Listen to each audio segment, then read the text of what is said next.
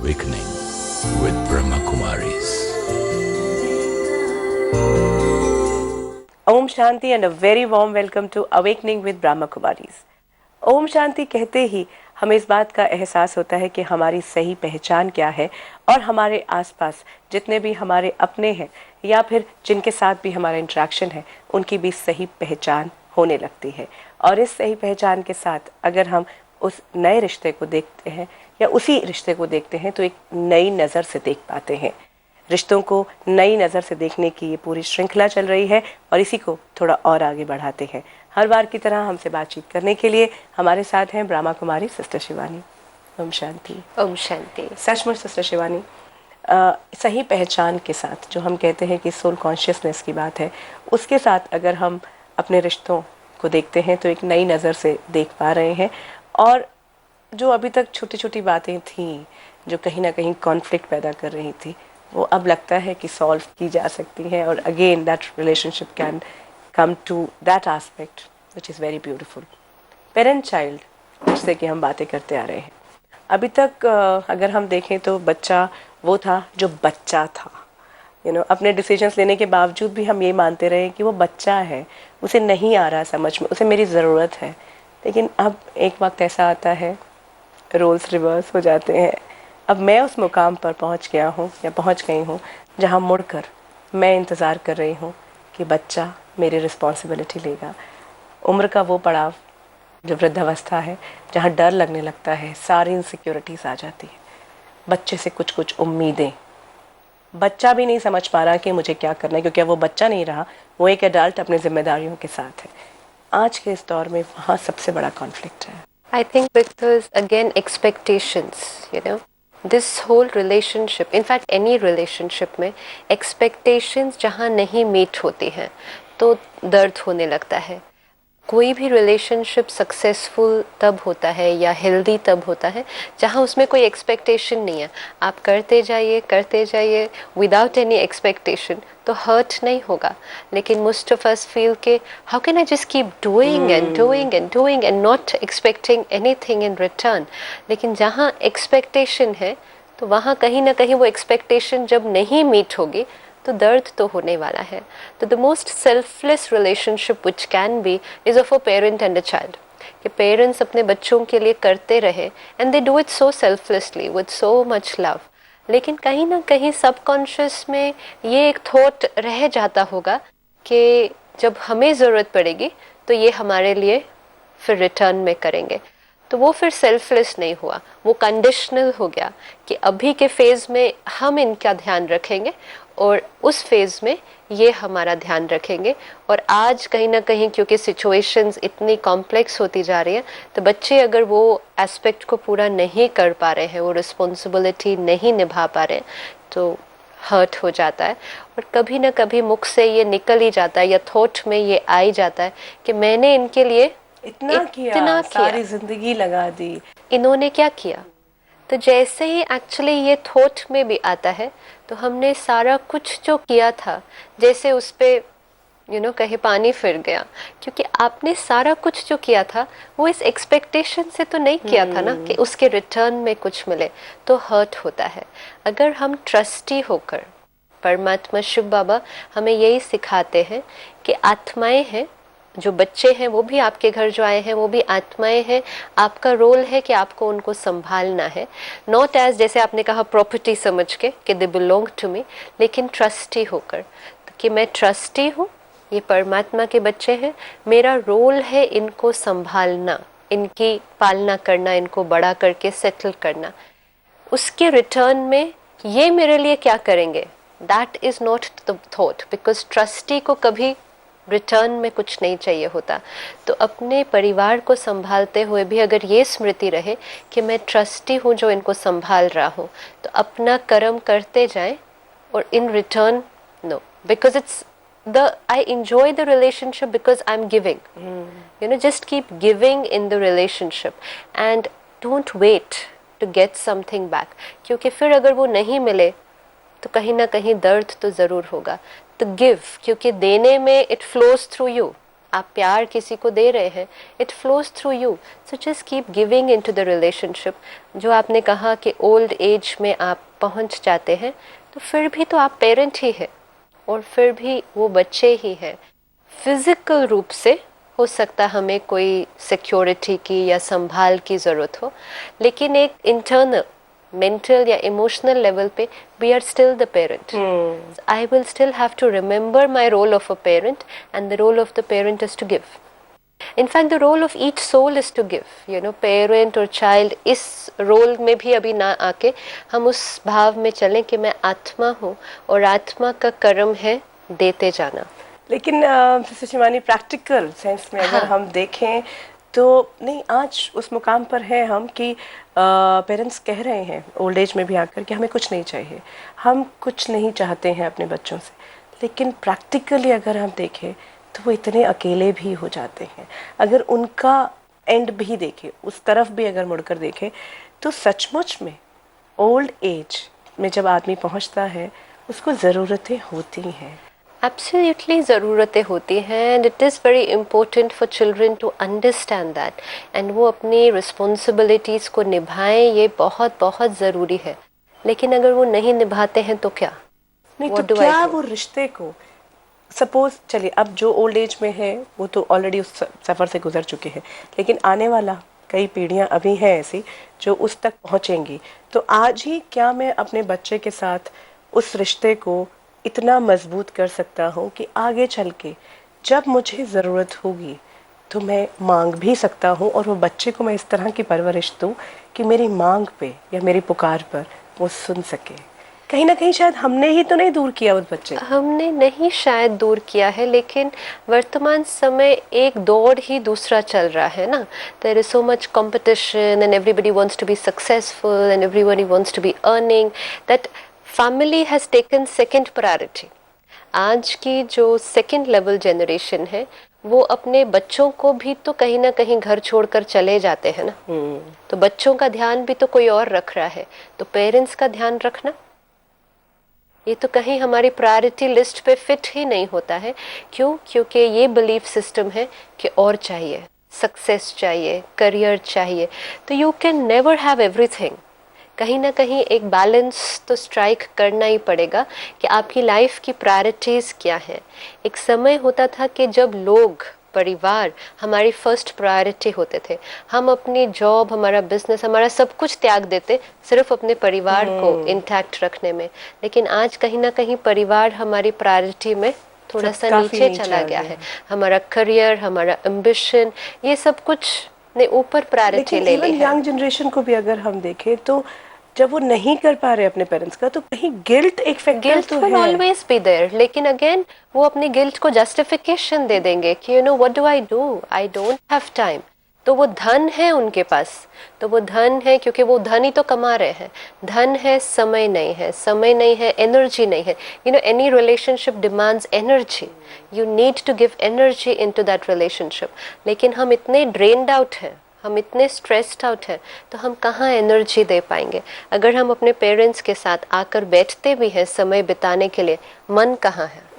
Continuous हम phone पे हैं, पेरेंट्स के पास नहीं है तो लैपटॉप पे बैठे हैं, टीवी देख रहे हैं। So that is what, the energy is not there. It's not that time नहीं है, टाइम तो है। पेरेंट्स को टाइम नहीं चाहिए, you can give 10 minutes. Same with the children, जो आज मिडिल एज है, हम कहते हैं कि बच्चों के लिए टाइम नहीं है।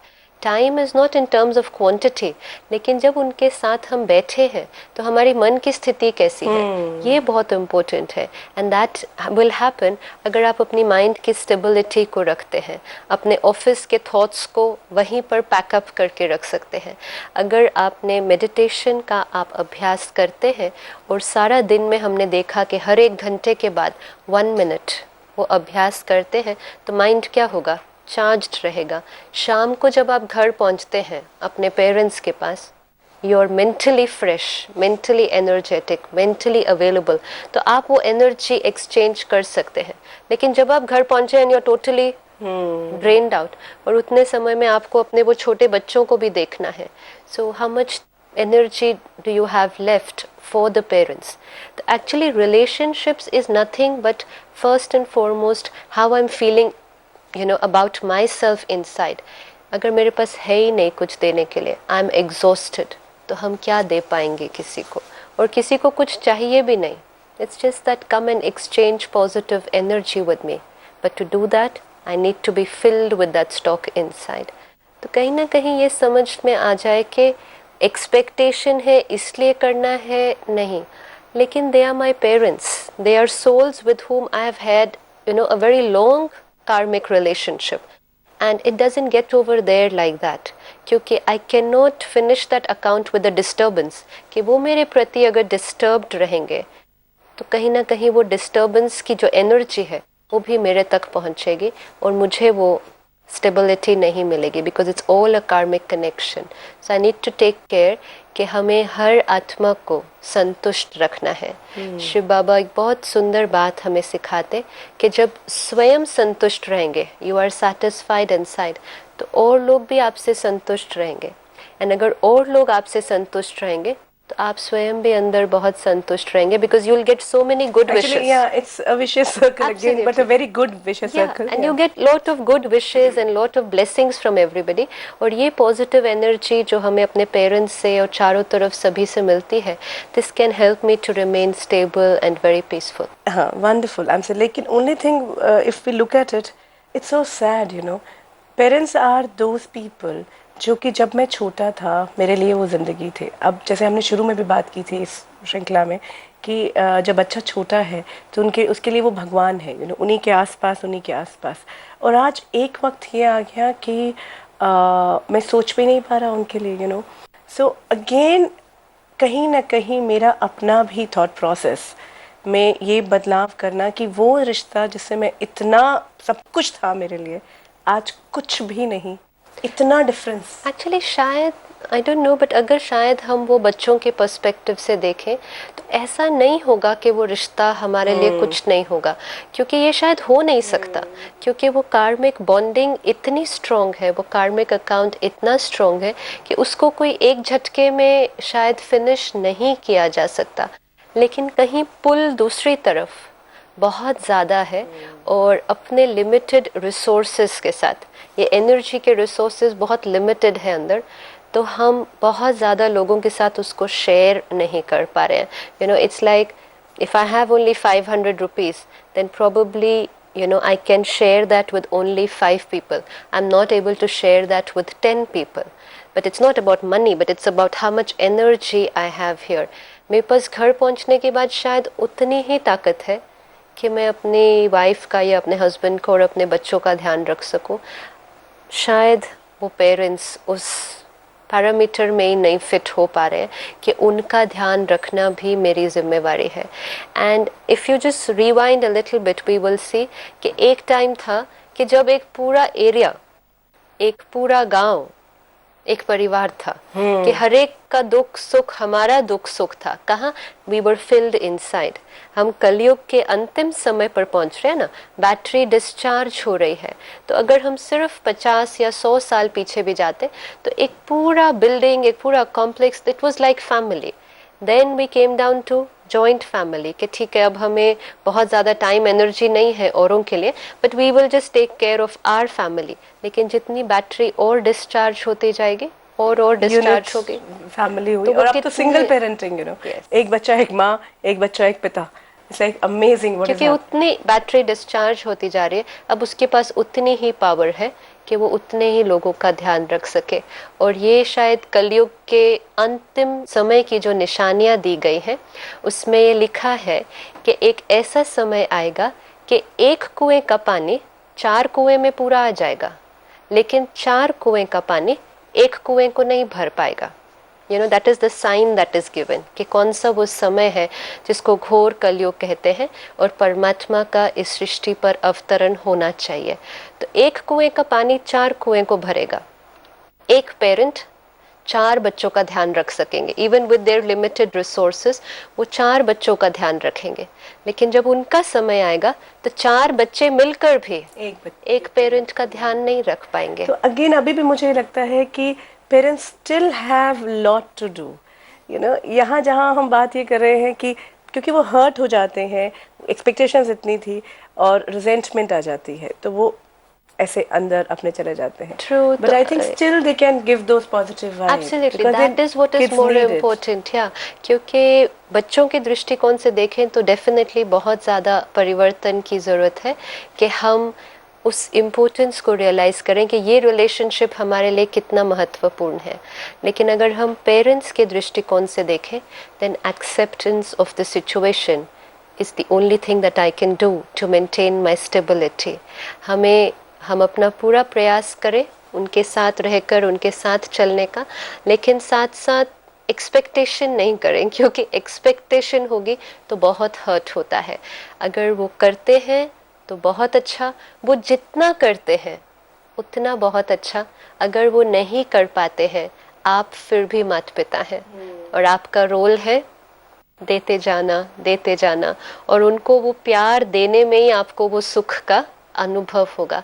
तो जब हम सिचुएशन को एक्सेप्ट करते हैं, एनी सिचुएशन, तो it's becomes easier to sail through that situation and it will not look very big for us. Mr Shivani, पूरे हमने जब रिश्तों को खासकर पेरेंट चाइल्ड के हर पड़ाव पर देखते आ रहे हैं हम रिश्ते को, और पेरेंट और चाइल्ड का ही रिश्ता हर एज ग्रुप में बदलता जाता है और एक नए रूप में सामने आता है. लेकिन again it's one of the most pure and beautiful relationship. Soul consciousness के लेवल पे अगर हम देखें तो वही संस्कार वो बदला जा सकता है अगर हम बिलीफ सिस्टम को बदलते हैं. मेडिटेशन का एक प्रोसेस है. बहुत से हमारे लोगों के भी ये सवाल आते हैं कि हम करते हैं, मेडिटेट करने की कोशिश करते हैं, लेकिन फिर बीच में थॉट्स कहीं और चले जाते हैं, विजन नहीं आता है. तो क्या हम आज थोड़ी देर मेडिटेशन का हम आत्माएं अपने उस निराकार परमात्मा के साथ अगर एक संबंध जोड़ लें, तो that is one relationship which will always just give. You know, why is there a conflict in relationships? क्योंकि मुझे आपसे कुछ चाहिए और मुझे आपसे वो मिलता नहीं है, और फिर मुझे हर्ट होता है. चाहे वो ओल्ड एज में है, चाहे वो बच्चों के लिए यंग एज में है, कोई भी एज में जब मुझे वो संबंध से नहीं मिलता है तो फिर मेरे अंदर वो खालीपन आने लगता है. जब हम परमात्मा से वो संबंध जोड़ते हैं, तब हमें एक अनुभव होता है कि God, the source of all powers and the source of all values and the source of all these beautiful thoughts that we have been sharing, whether it's love, whether it's peace, whether it's purity, he is the source. So if the soul connects to him, you know, आत्मा परमात्मा से वो संबंध जोड़ती है, तो उसे सिर्फ मिलता ही जाता है, उसे देना नहीं है. दिस इज वन रिलेशनशिप जहाँ हमें सिर्फ लेना ही लेना है. और मेडिटेशन में संबंध जोड़ने से हम अपने अंदर इतना भर लेते हैं कि उसके बाद हमें जब आत्माओं के कांटेक्ट में आते हैं, तब हमें सिर्फ देना ही देना है. यू नो, क्योंकि हमें भरना है और देना है. अभी क्या हो रहा है, हम भर नहीं रहे हैं, हम खाली हैं. तो हमें चाहिए, हमें आपसे प्यार चाहिए, हमें आपसे रिस्पेक्ट चाहिए, फिर वो मिलती नहीं है, हर्ट होता है, खालीपन अंदर आता, दुखी हो जाते हैं. तो जब राजयोग में हमें ये अनुभव हो जाता कि मैं उस प्यार के सागर से संबंध जोड़ती हूँ, जो रिश्ता चाहिए उसके साथ निभा सकते हैं, उस परमात्मा को अपना बच्चा भी बना सकते हैं, और उससे संबंध जोड़कर सारे गुण, सारी शक्तियाँ उससे लेते जाएं, और जब आत्माओं के संपर्क में आए तो सिर्फ देते जाएं. You know, then you don't need anything, क्योंकि जो भरा हुआ है उसको फिर औरों से चाहिए नहीं. Then our relationships with all the souls around us, फिर फर्क नहीं पड़ता कि वो छोटे बच्चे हैं या बड़े बच्चे हैं, या हम छोटे हैं या अब हम बुजुर्ग हो गए हैं, बिकॉज ये सब तो कॉस्ट्यूम के एज फैक्टर है. आत्मा, उसकी तो कोई एज नहीं है, चाहे वो 2 साल का बच्चा थी या अब वो 60 साल का बुजुर्ग है, उसकी कोई एज नहीं है. रिलेशनशिप आत्मा का आत्मा से होता है. तो जब वो है तो अपने आप को शिव बाबा की शक्तियों से भरते जाइए, और जब आत्माएं आपके संपर्क में आए, चाहे वो छोटे चाहे वो बड़े, उनको सिर्फ प्यार देते जाइए. और वैसे भी जिसके पास है नहीं तो उससे मांगने का क्या फायदा. वो जो आपने कहा ना, बच्चों को गिल्टी लग रहा होगा, यस उनको गिल्टी लग रहा है, लेकिन उनके पास है नहीं देने के लिए. दे आर ऑलरेडी एग्जॉस्टेड, और they feel they are exhausted. तो अगर वो ऑलरेडी खाली हुए वो कहाँ से देंगे? देना चाहे भी तो दे नहीं पाते, खुद ही प्यार मांग रहे हैं, देंगे कहाँ से? तो मे बी हमें ही देना है उनको, और उसमें भी एज फैक्टर अप्लाई नहीं करता है, आप छोटे होकर भी बड़ों को दे सकते हैं, provided the soul is filled inside. तो all the souls, irrespective of their age, just connect to him. He is ready to give unconditionally, irrespective of your age. Just form any relationship and he will fill you up and then give to the world. जैसे कि कहते भी हैं कि प्रेम का सागर है, तो जितना चाहिए उतना आप ले सकते अपने हैं। आप को भरते जाइए और आत्मा इतनी भरपूर हो जाएगी कि फिर उसको अन्य आत्माओं से कुछ नहीं चाहिए होगा, और वास्तव में कुछ चाहिए नहीं, मेरे पास है, मुझे देना है, और जब वो मेरे थ्रू किसी को जाएगा तो वो मेरे से ही गुजर कर तो मैं जाएगा। फिर भरती जाऊंगी उसको, एक्चुअली मुझसे कुछ जा ही नहीं रहा। तो जब आपको मुझे प्यार देना है तो सबसे पहले वो प्यार किसको मिलेगा? मुझे ही मिलेगा, और फिर वो आप तक जाएगा। आप रिटर्न में दे या ना दे, I already got it. You know, we say I gave you love but you didn't give me love in return, but you don't need love in return. Business थोड़ी हो रहा था, it was a relationship, yeah, it was a business dealing. We have to think about that. हम हर जगह deal करते हैं। मैंने respect दी बच्चों को, बच्चों ने रिटर्न में नहीं दी। मैंने उनसे प्यार से बात की, उन्होंने रिटर्न में प्यार से बात नहीं की। So let it be without any expectation, और उसके लिए रोज़ सवेरे उठकर पहले तो 10-15 मिनट अपने लिए समय निकाल कर उससे संबंध जोड़ें, वो शक्तियाँ अपने अंदर भरें, और फिर सारा दिन उस संबंध को निभाते रहें। तो हम कुछ क्षणों के लिए फिर से एक बार वो अभ्यास करते, जैसे कि हमने पहले भी देखा था कि मन, बुद्धि और संस्कार, ये 3 फैकल्टीज काम करेंगे। मन थॉट क्रिएट करेगा, बुद्धि उसकी पिक्चर, उसका इमेज क्रिएट करेगी, और जैसे जैसे हम उसको अनुभव करते जाएंगे तो वो हमारा संस्कार बनता जाएगा। हम कुछ थॉट्स अभी लेते हैं और हम पूरा ट्राई करेंगे कि हम थॉट और इंटेलेक्ट, माइंड और इंटेलेक्ट कट्ठे कट्ठे चलेगा, कि मन जो संकल्प करे बुद्धि उसका चित्र तुरंत निर्माण करती जाए। सारे संबंधों को कुछ क्षणों के लिए बुद्धि से किनारा करके उस सर्वश्रेष्ठ संबंध की ओर ध्यान करते हैं।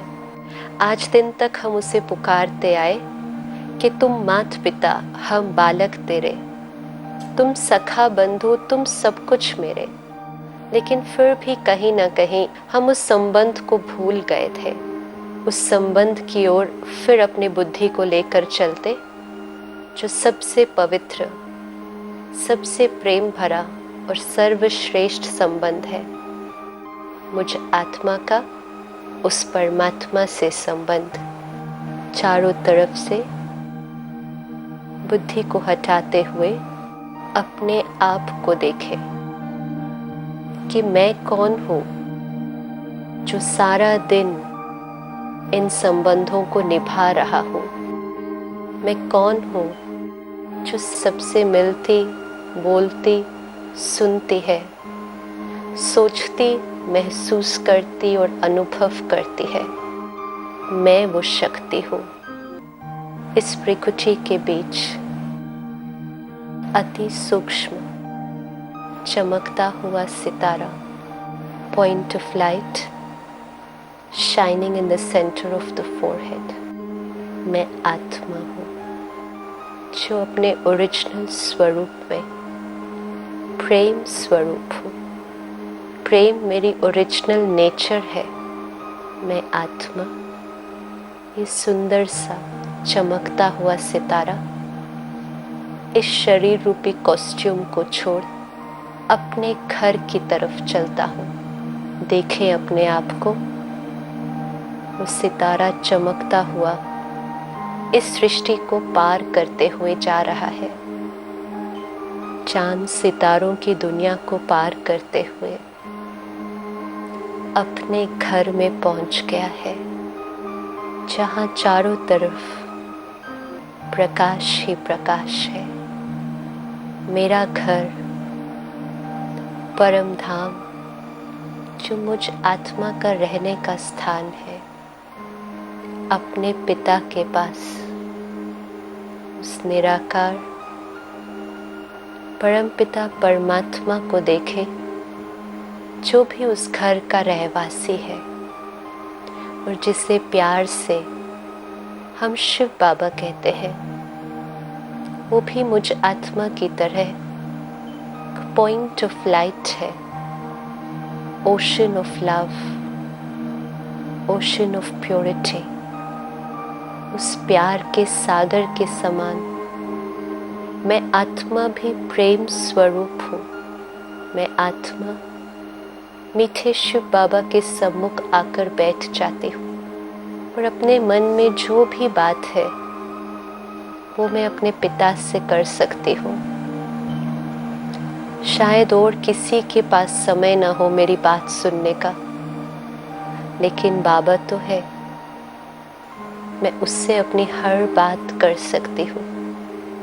प्यार के सागर से प्यार की किरणें मुझ आत्मा पर पहुँच रही है।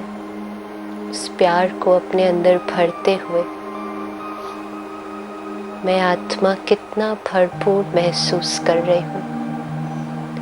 मैं जो हूँ, जैसी हूँ, शिव बाबा मुझे बहुत बहुत प्यार करता है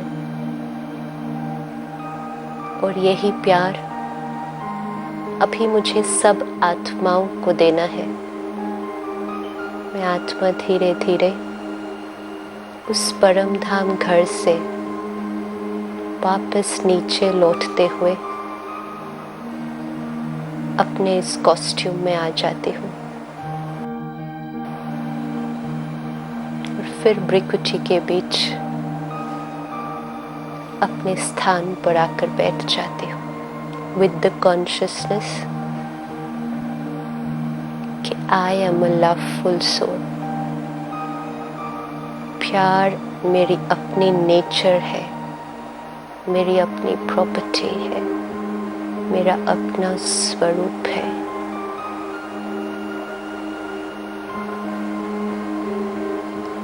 ओम शांति। ओम शांति। सिस्टर शिवानी, आज इस पूरी बातचीत के लिए और मेडिटेशन के इस डीप एस्पेक्ट में हमें ले जाने के लिए बहुत बहुत धन्यवाद। ओम शांति। ओम शांति। मेडिटेशन एक ऐसा माध्यम है जो हमारी इस अतृप्त आत्मा को, जहाँ हीलिंग की ज़रूरत है, जहाँ प्यार से भरने की ज़रूरत है, वो प्यार जो हम अपने रिश्तों में तलाश रहे हैं, वो रिश्ता जो परम पिता परमात्मा के साथ है, वो हमें भर सकता है, क्योंकि वो प्रेम का सागर है। इसी एस्पेक्ट के साथ अब आपसे इजाज़त लेते हैं। अवेकनिंग विद ब्रह्मा कुमारीज़ में फिर होगी मुलाकात। दीजिए इजाज़त। नमस्कार।